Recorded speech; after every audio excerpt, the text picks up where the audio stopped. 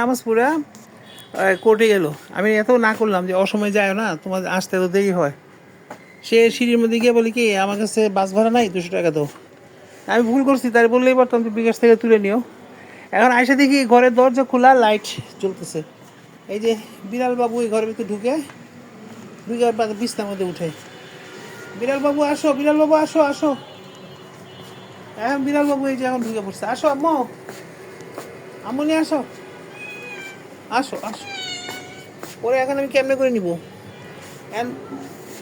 এই যে এত তাড়াহুড়া, এত অস্থিরতা কেন? এই অসময়ে এই দুপুরবেলা এসে গেল, কথা কইলে শুনে না। ওরে আল্লাহ রে, মানুষ আজকে এত খারাপ হয়ে গেছে। তার সেন্টু ভাই তার সিনিয়র, এখন না চাইলেও সেন্টু ভাইকে বিশ্বাস করতে হইব। তুমি থাকো এনে লাগাই দিই।